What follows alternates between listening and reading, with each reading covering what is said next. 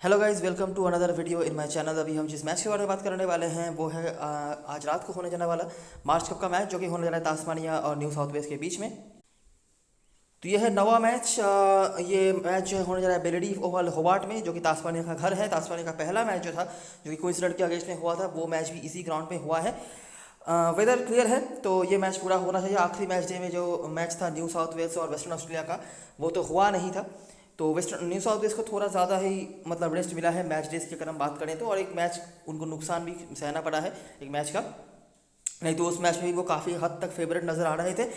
अभी तक इस टूर्नामेंट में क्या हुआ है दोनों टीमों के बारे में अगर बात करी जाए तो तास्मानिया अपना पहला मैच जो है हार चुकी थी क्वींसलैंड से। उसके बाद से लगातार दो मैच में उन्होंने काफ़ी अच्छी तरीके से जीत हासिल करी है। जो चीज़ मैं सीजन के शुरुआत से कह रहा था कि इसे बॉलिंग साइड तास्मानिया बहुत ही स्ट्रॉन्ग टीम मानी जाती है, और वो चीज़ यहाँ पर भी बरकरार है। दोनों ही मैच में इनकी बॉलिंग जो है बहुत हद तक सही रही थी। न्यू साउथ वेल्स की बात करें तो वैसे भी अगर आप इनकी टीम को देखेंगे तो ऑन पेपर ये बहुत स्ट्रॉन्ग टीम है। ऑस्ट्रेलियन नेशनल टीम के बहुत सारे प्लेयर्स जो हैं इनकी टीम में अवेलेबल हैं, तो इसीलिए एज एक्सपेक्टेड सीजन के शुरुआत से ही ये काफ़ी डोमिनेट कर रहे हैं, क्या ही वो बॉलिंग में हो या फिर बैटिंग में।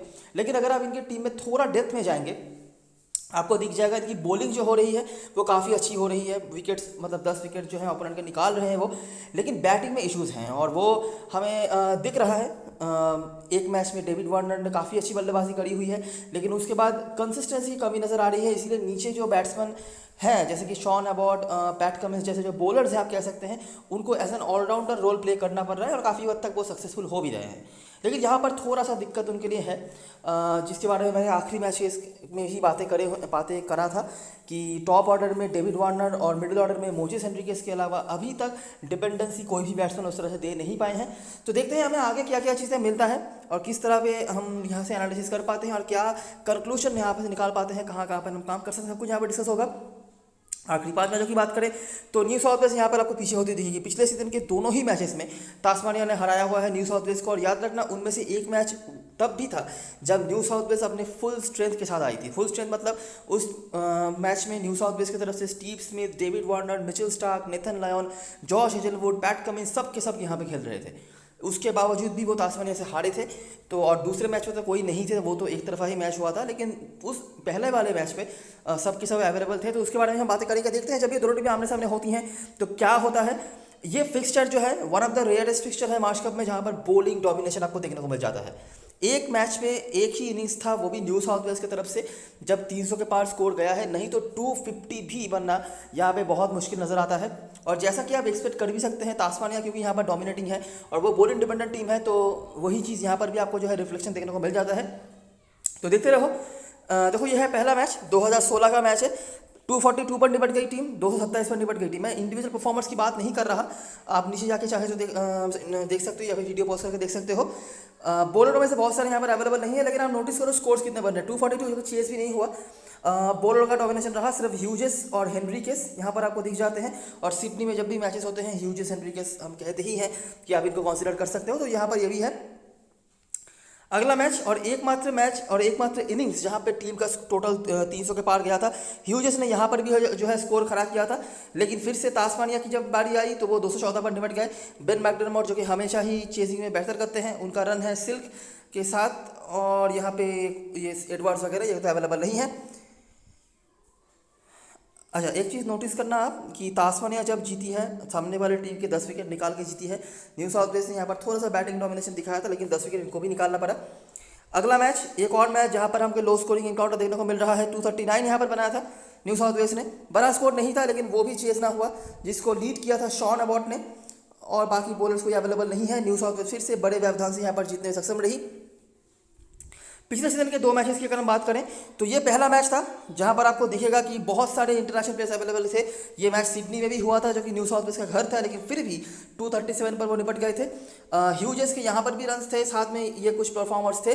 नेथन एलिस जो उस सीजन में रूकी थे, लेकिन इस मैच से बहुत ज़्यादा ही इम्पैक्ट डाला था उन्होंने ऑस्ट्रेलियन डोमेस्टिक सर्किट में। 5 विकेट उन्होंने निकाले थे। साथ में मेरेदित ने दोनों जो टॉप ऑर्डर के मेन प्लेयर्स थे डेविड वार्नर और स्टीव स्मिथ, दोनों को ही आउट करा था इस मैच में।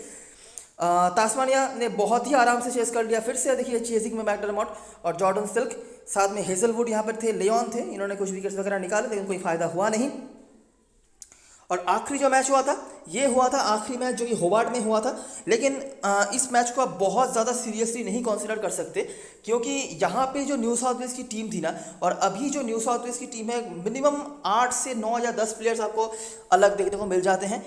लेकिन जो हुआ था वो मैं आपको दिखा देता हूँ कि तास्मानिया ने बैटिंग फर्स्ट करा था, बहुत बड़ा स्कोर यहाँ पर भी वो नहीं बना पा रहे थे। नोटिस करो कि स्कोर यहाँ पे ज़्यादा बन नहीं रहे हैं, 10 विकेट यहाँ पर शायद गिरा नहीं था, लेकिन 9 विकेट फिर भी गिरे थे। मैक राइट, जिन्होंने पिछले सीजन के जो दोनों ही मैच इस ग्राउंड पर खेले थे, दोनों ही मैच में उन्होंने रन बनाया था। हालांकि इस सीज़न में अभी तक उतने अच्छे टच पे नज़र नहीं आए हैं। हालांकि एक मैच में उन्होंने रन बनाया था, लेकिन वो भी मेरे ख्याल से वेस्टर्न ऑस्ट्रेलिया या फिर ऐसे किसी साइड के अगेंस्ट में होगा, जो कि बहुत ज़्यादा रिलेवेंट तो नहीं होगा।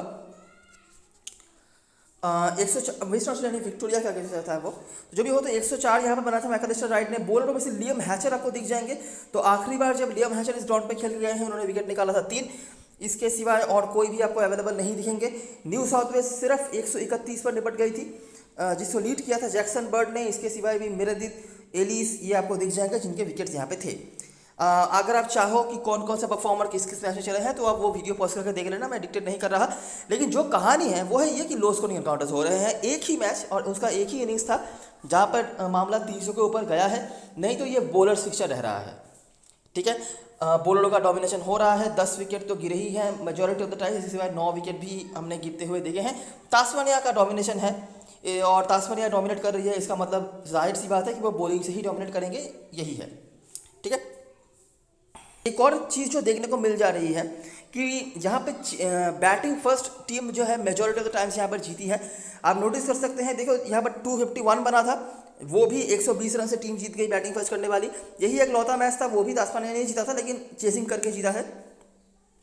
उसके बाद फिर से बैटिंग फर्स्ट टीम जीती है। और देखिए रन ज़्यादा नहीं बन रहे हैं, 250 240 के भीतर, फिर भी कितने बड़े डिफरेंस के साथ बैटिंग फर्स्ट करने वाली टीम जीत रही है, नोटिस करो। उसके बाद ये तो बड़ा स्कोर था, तो 102 रन से जीता। उसके बाद फिर से बैटिंग फर्स्ट करने वाली टीम जीत रही है। तो 5 में से 4 बार तो बैटिंग फर्स्ट करने वाली टीम यहाँ पर जीती है, जो हमें देखने को मिल रहा है। और बॉलर का डोमिनेशन वगैरह दिखाई दिया। अगर इंडिविजुअल परफॉर्मेंस की बात करें, तो जैसा आप एक्सपेक्ट कर सकते हैं कि बहुत ज़्यादा बैट्समैनों के नाम आपके यहाँ देखने को नहीं मिलेंगे, लेकिन जो हैं उनमें से जॉर्डन सिल्क है, 60 का औसत है इनका, 3 ही इनिंग्स है हालांकि। और यहाँ से डैनियल ह्यूजेस जिनका नाम हमने काफ़ी बार देखा है, 37 के आसपास औसत है। और जॉर्डन सिल्क यहाँ पर 60 के ऊपर औसत है, 3 में से 2 बार वो 50+ स्कोर बना चुके हैं।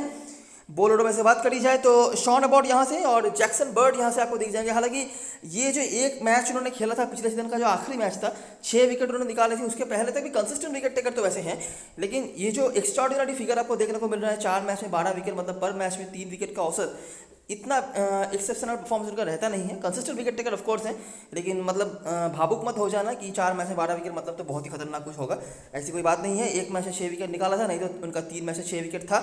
जो कंसिस्टेंट विकेट टेकर जैसे मैंने बताया वो है यहाँ पर, तो यही है। तो ये है सारी चीज़ें जो हेड टू हेड बताने लायक था। ठीक है, कैसे चीज़ें रही हैं, कौन कौन से परफॉर्मर्स हैं, यहाँ से आप देख सकते हैं।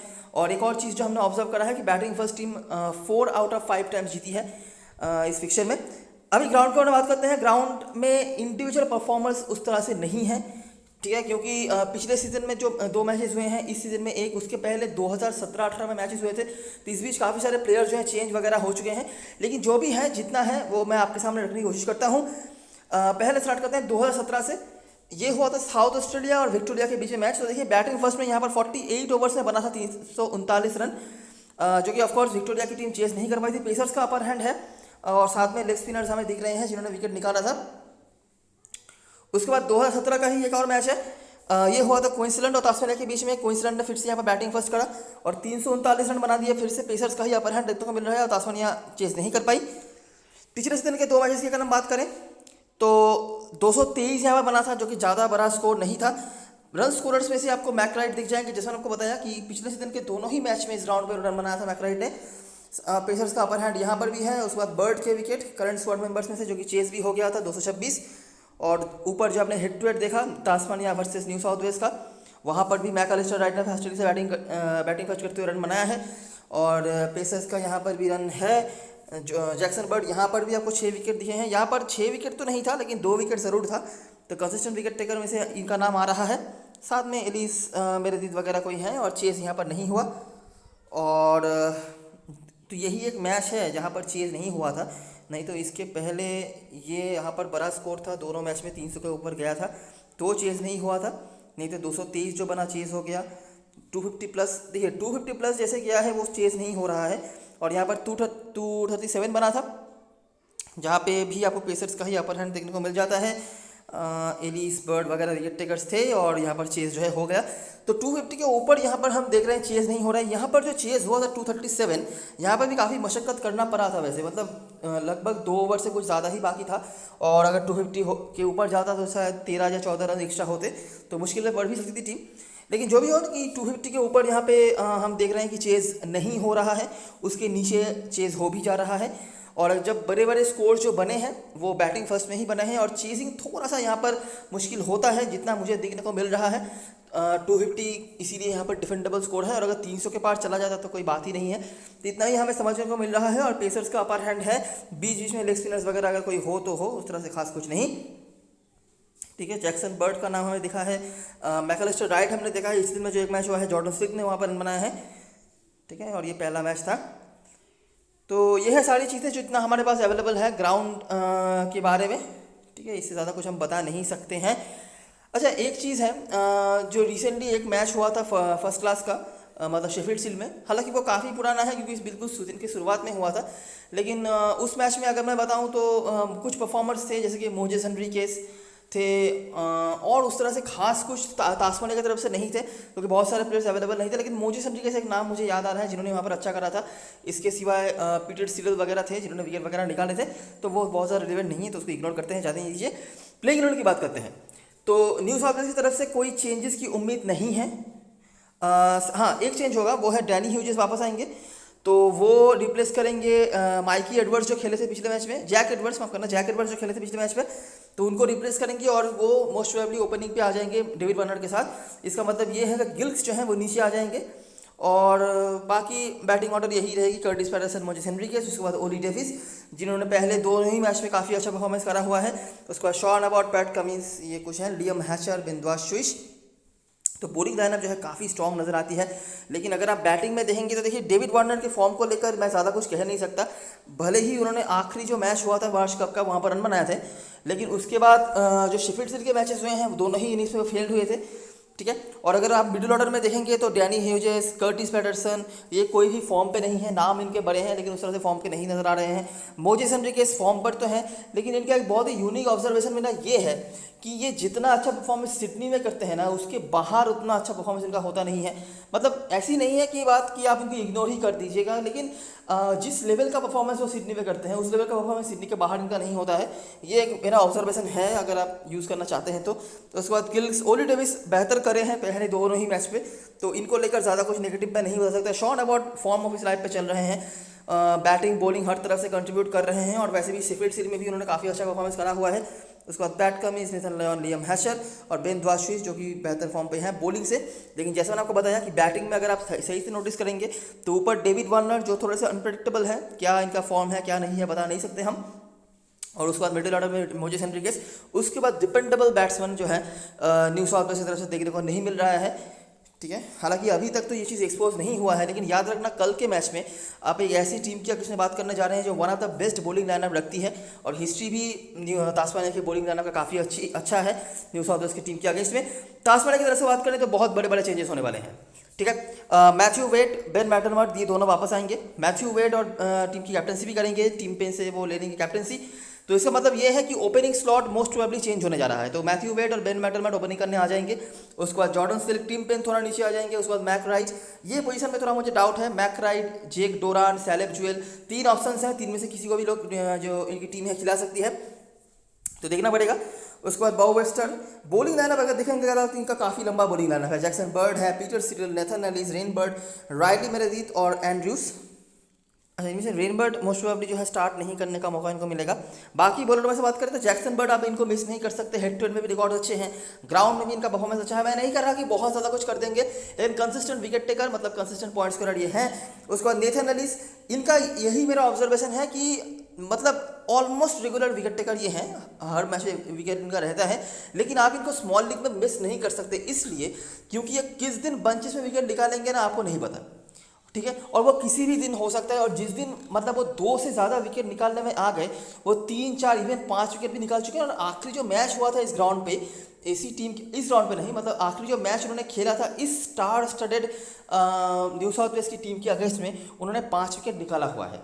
ठीक है। और तीसरे हैं रायली मेरेदिथ ने पिछले सीजन में जो मैच हुआ था डेविड वार्नर, स्टीव स्मिथ दोनों को ही आउट करा हुआ है। और वैसे भी इंटरनेशनली कैलिबर लेके आ रहे हैं, इंटरनेशनल एक्सपीरियंस लेके आ रहे हैं रायली मेरेदिथ। और मेरे ख्याल से ये उनका आखिरी मार्च कप का मैच होने जा रहा है तास्मानिया के होकर। इसके बाद शायद तो तास्मानिया छोड़ देंगे या फिर ऐसा कुछ मैं सुन रहा था, तो वो भी एक चीज़ हो सकता है। टॉम एंड्रूज पिछले दोनों ही मैच में उन्होंने विकेट निकाला हुआ था, लेकिन वो था जंक्शन ओवल में जहाँ पे थोड़ा बहुत स्पिनर्स को हेल्प मिल रहा था। लेकिन यहाँ पर तो मुझे खास कुछ दिख नहीं रहा है। लेकिन अगर आप नोटिस करेंगे तो मिडिल ऑर्डर में बहुत सारे ऐसे प्लेयर्स हैं जो राइट हैंडर बैट्समैन होंगे, तो हो सकता है टॉम एंड्रूज के पास फिर से अच्छे खासे अपॉर्चुनिटीज़ आएँ विकेट वगैरह निकालने को। लेकिन मुझे नहीं लगता कि इतने सारे पेसर्स के भीड़ में से आप टॉम एंड्रूज को कैसे मैनेज करने वाले हो। बड़ी लीग में आप चाहो तो कर सकते हो। अगर इनकी टीम की बात करी जाए तो देखिए, मैथ्यू वेड काफ़ी अच्छे फॉर्म पर थे शेफील्ड शील्ड में। ठीक है। बेन मैकडेरमॉट के फॉर्म को लेकर मैं बहुत ज़्यादा कॉन्फिडेंट तो नहीं हूँ, लेकिन शेफील्ड शील्ड के आखिरी मैचेस में थोड़ा सा वो लड़खड़ आए थे। लेकिन बेन मैकडेरमॉट का एक ऑब्जर्वेशन मेरा है, अगर आप चाहो इसको काम पे लगा सकते हो, क्योंकि देखो ऑलरेडी 3 विकेट कीपर सेक्शन तो आपके पास मतलब ऐसे चॉइसेस हैं जिनको आप छोड़ना नहीं चाहोगे। मैथ्यू वेड आ गए, बेन मैकडेरमॉट और टिम पेन। ठीक है। मैं गिल्स को इग्नोर ही कर रहा हूँ, मैं गिल्स को इस तरह से इग्नोर कर रहा हूँ कि वो है ही नहीं, क्योंकि 4 विकेट कीपर आप गलती से भी नहीं ले पाओगे। अगर आप वो आप करने जाते हो तो ऑलराउंडर सेक्शन में ज़्यादा रिस्क आपको लेना पड़ेगा। ठीक है। तो मैं कंसिडर करता हूँ कि आप 3 विकेट कीपर ही लेोगे मैक्सिमम। अभी देखो बेन मैकडेरमॉट का ऑब्जर्वेशन मेरा ये है कि वो जितना अच्छा चेजिंग में करते हैं ना, उतना अच्छा बैटिंग फर्स्ट में इनका रिकॉर्ड नहीं है। ठीक है। और दूसरी बात है ये कि सामने वाली टीम की बैटिंग जो है वो हो सकता है थोड़ा सा वीक हो, लेकिन bowling by any means weak नहीं है। तो बॉलिंग हैवी जो है टीम बनाने की तरफ हमारा जो हिस्ट्री है, ट्रेंड है, वो भी पॉइंट आउट करवा रहा है। तो इसीलिए मेरा सजेशन यही होगा कि विकेट कीपर ज़्यादा लेने के चक्कर में कहीं आप बैटिंग हैवी टीम जो है इस फिक्चर में नहीं बना लेना। ठीक है। क्योंकि ट्रेंड जो है वो बॉलिंग हैवी फिक्चर की तरफ ही हमें इशारा कर रहा है, और जो दोनों टीमों का स्ट्रेंथ मुझे नजर आ रहा है अभी तक, वो भी बॉलर्स की तरफ ही है। और बेन मैकडेरमॉट के लिए ये मैं कुछ यूनिक ऑब्जर्वेशन आपसे शेयर कर सकता हूँ। ये मेरा पूरी तरीके से एक्सपीरियंस है। पिछले सीजन में मैंने बहुत बार ये चीज़ अप्लाई किया है और हर बार मैं सक्सेसफुल हुआ। मैं कह रहा हूँ हर बार, एक बार भी ये फेल नहीं हुआ है। अभी इस सीजन में वो खेले नहीं हैं, पता नहीं क्या करेंगे, लेकिन ये एक ऑब्जर्वेशन है जहाँ पर आप काम पे लगा सकते हो। अगर टास्मानिया चेस करती है, आग बंद करके बेन मैकडेरमॉट आपकी टीम में होने चाहिए। अगर वो बैटिंग फर्स्ट करते हैं तो आपके पास एक ऑप्शन आएगा जहाँ पर आप इनके ऊपर रिस्क ले सकते हो। मैथ्यू वेड की तरफ से मुझे कुछ खास तो नहीं है, मैं कुछ नेगेटिव या पॉजिटिव नहीं बना सकता। अगर आप उनको ड्रॉप करना चाहते हो तो पूरी तरह से लक के ऊपर वैसी बेस करके ही होगा। उसके बाद अगर नहीं चले तो अच्छी बात है, और अगर चल गए तब तो आप कहीं के नहीं रहोगे, क्योंकि विकेट कीपर सेक्शन में किसी को लोग ले या नहीं ले, मैथ्यू वेड को ज़रूर लेंगे जो लाइनअप के टाइम ऑनलाइन रहेंगे। उसके बाद जॉर्डन स्टिल्कहैम, रिकॉर्ड सारे अवेलेबल हैं और अच्छी पारियाँ खेल रहे हैं। बैटिंग सेक्शन में बहुत सारे ऑप्शन वैसे भी हमारे पास अवेलेबल नहीं होंगे, तो ऑटोमेटिक चॉइस बन जाते हैं। मैकलिस्टर राइट एक बहुत बड़े पंट बन सकते हैं आपके लिए, हालांकि अच्छे टच में नज़र नहीं आ रहे हैं, ये एक बात है। हो सकता है कल के मैच में नहीं भी खेलें, क्योंकि बाकी 2 बैट्समैनों के भी ऑप्शन हैं, जैक डोरान और सैलेब जुएल, जो कि इनमें से जैक डोरान बेटर फॉर्म पर नजर आए थे। तो जो भी हो, तो ये एक ऑप्शन है। बाकी बाउ वेस्टर मुझे नहीं लगता कि आप बहुत ज़्यादा स्पेस इनके लिए मैनेज कर पाओगे। दिखाता हूँ मैं कैसे। कैप्टन मैस्करन चॉइस की बात करें तो फिलहाल के लिए जॉर्डन स्टिल्क के साथ मेजोरिटी जनता चाह रही है। इसके साथ मैथ्यू वेड ऐड हो जाएंगे, क्योंकि अभी के लिए तो लोग इनको नहीं ले रहे हैं, लेकिन ये आपको ही पता है जब लोग खेलते हुए देखेंगे मैथ्यू वेड को ऑटोमेटिकली पिक करेंगे। उसके बाद टिम पेन, बेन मैकडेरमॉट, और रिस्क लेना है तो वेस्टर और मैकलिस्टर राइट बैट्समैनों में से और बर्ड बॉलरों में से। न्यू साउथ वेल्स की तरफ से डेविड वार्नर और पैट कमिंस सेफेस्ट पिक में आते हैं, नाम बड़े हैं, इसीलिए लोग ऑटोमेटिकली इनको पिक करेंगे। उसके बाद मोजिस हेनरिक्स और एबॉट, लेकिन जितना मैंने आपको एक्सपीरियंस शेयर किया है मोजिस हेनरिक्स का, उसको थोड़ा सा ध्यान में रख लेना। और उसके बाद ओली डेविस और डैनी ह्यूजेस, इनके रिकॉर्ड्स यहाँ पे अच्छे हैं, लेकिन काफ़ी दिनों से अच्छे फॉर्म पे नहीं है, इंजरी से भी वापस आ रहे हैं, तो ये भी एक कॉन्सर्न हो सकता है उनके लिए। तो देखना पड़ेगा क्या कुछ करते हैं। बाकी बॉलरों में से लियम हैचर भी आपके लिए एक अच्छे ऑप्शन बन सकते हैं। आखिरी बार जब वो भी खेल के गए हैं इस ग्राउंड पर, उन्होंने 3 विकेट जो है निकाला हुआ है। ठीक है। तो ये कुछ चीज़ें हैं। तो ये रही सारी चीज़ें और सारी एनालिसिस। अभी एक बार देख लेते हैं ड्रीम 11 की टीम। तो ये मेरा बेसिक स्ट्रक्चर है। एक प्लेयर का स्लॉट बाकी है, अभी भी ऑप्शंस हैं, जैसे कि आप यहाँ पे टीम पेन को अगर चाहो तो ले सकते हो। ऑलराउंडर सेक्शन में हमारे पास मोजिस हेनरिक्स हैं। वेबस्टर को मैं इनिशियली उतना कंसिडर नहीं कर रहा, लेकिन अगर आप चाहो उसका भी ऑप्शन है। इसके सिवाय बैक राइट का भी ऑप्शन आता है। सेलेब जुएल, डोरान मोस्ट प्रॉब्ली नहीं खेलेंगे। इनमें से डोरान अगर खेलते हैं तो आप इनको ट्राई ज़रूर कर सकते हो।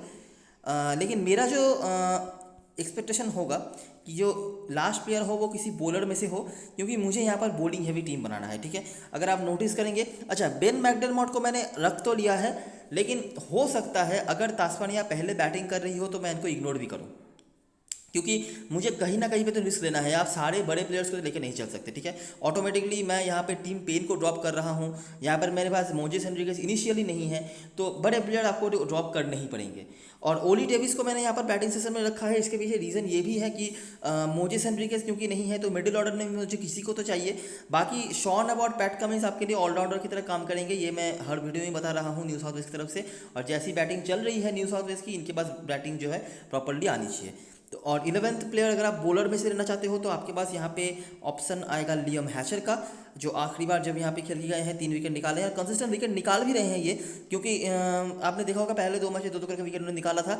लेकिन क्योंकि ऊपर बहुत सारे बड़े बड़े नाम हैं तो उनके बीच में लोग इनको इग्नोर कर रहे हैं, लेकिन मुझे नहीं लगता ये जिस तरह के फॉर्म पर है ये इग्नोरेबल प्लेयर हैं। इसके सिवाय रायली मेरेदिथ का भी ऑप्शन है, तो जो टीम पहले बॉलिंग करेगी उस हिसाब से मैं रायली मेरेदिथ या लियम हैचर में से किसी को ले लूँगा। ठीक है, मैथ्यू वेड के बारे में मुझे कुछ नेगेटिव तो नहीं है, सारी जनता लेंगे भी, और हो सकता है कुछ लोग कैप्टन मैच बना दे तो ले सकते हैं आप। बाकी नेगेटिव कुछ बताने के लिए इनके पास मेरे पास नहीं है। डेविड वार्नर का भी वही है, नेगेटिव पॉजिटिव कुछ भी उस तरह से मेरे पास इंपैक्ट नहीं है। इनका नाम बड़ा है, काफ़ी लोग लेंगे स्मॉल लीग में, तो इसीलिए मैं इनको इग्नोर नहीं कर रहा। जॉर्डन स्मिथ के रिकॉर्ड अच्छे हैं, अच्छा कर भी रहे हैं, और ऐसे तास्मानिया की टीम का जो एक्सपीरियंस है मेरे पास कि वो जब चेज़ होता है वो काफ़ी अच्छा करते हैं। ठीक है, और ये टीम उसी हिसाब से ही है कि अगर चेज़ कर रही है तास्मानिया की टीम तो काफ़ी अच्छा कर लेती है, उस हिसाब से ये टीम अच्छा कर सकती है।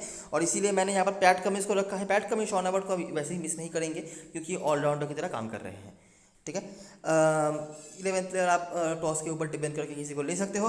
कैप्टन बस करें, चॉइस की बात करें तो देखिए सेफेस्ट होगा कि आप एबॉट या कमिंस के भीतर ही जाएं, क्योंकि ये आपको ऑलराउंडर की तरह काम करके देंगे। मैं बार बार आपको रिमाइंड करवा रहा हूँ। इसके सिवाय आप डेविड वार्नर या मैथ्यू वेड के ऊपर जा सकते हो, नाम बड़े हैं इनके, काफ़ी लोग बना भी सकते हैं, लेकिन मैं सही बताऊँ तो इन दोनों में से किसी के भी मैं ज़्यादा कुछ आपको डिपेंडेंसी नहीं दे सकता, क्योंकि सामने वाली टीम की दोनों ही टीमों की बॉलिंग काफ़ी अच्छी है। और डेविड वार्नर तो स्पेशली मैं नहीं दे सकता, क्योंकि शेफील्ड शील्ड में दोनों ही इनिंग से फेल होकर आ रहे हैं। मैथ्यू वेड बेटर फॉर्म पर रहे हैं, इवन इंटरनेशनल मैचेस में वो अच्छा करके आए हैं, तो वो ज़्यादा प्रायोरिटी रख सकते हैं मेरे हिसाब से। और एक बहुत बड़ा रिस्क होगा, जिनको हो सकता है काफ़ी लोग टीम में इनको ले लें, लेकिन कैप्टन हैसर में कोई नहीं बनाएगा, वो है बेन मैकडरमॉट। अगर तास्मानिया चेस कर रही है ना तो आप इनके ऊपर भी ट्राई कर सकते हो, लेकिन मैं क्यों स्मॉल लीग के लिए नहीं कह रहा, क्योंकि ये भी काफ़ी लंबा इंजरी से वापस आ रहे हैं, तो किस तरह के मोमेंटम में होंगे ये भी मुझे पता नहीं है, जस्ट ऑब्जर्वेशन है, इसी हिसाब से मैं आपको कह रहा हूँ। ठीक है, लेकिन सजेशन तो मेरा इनिशियली यही होगा कि बॉलरों में से जाइए, बॉलर बॉलिंग ऑलराउंडर इनमें से, तो एबॉट और कमिंस न्यू साउथ वेल्स की तरफ से, और यहाँ पे एलिस और बर्ड आपके लिए तास्मानिया की तरफ से ऑप्शंस बन जाते हैं। ठीक है, तो ये रही सारी चीज़ें और सारी एनालिसिस। अगर आपको वीडियो अच्छा लगा हो तो लाइक ज़रूर करना, सब्सक्राइब कर लेना चैनल को, और टेलीग्राम चैनल पे ज़रूर ज्वाइन हो जाना, क्योंकि लास्ट वन पे सारी अपडेट्स वगैरह वहीं पे आती हैं। तब तक के लिए best luck for this match and goodbye for now.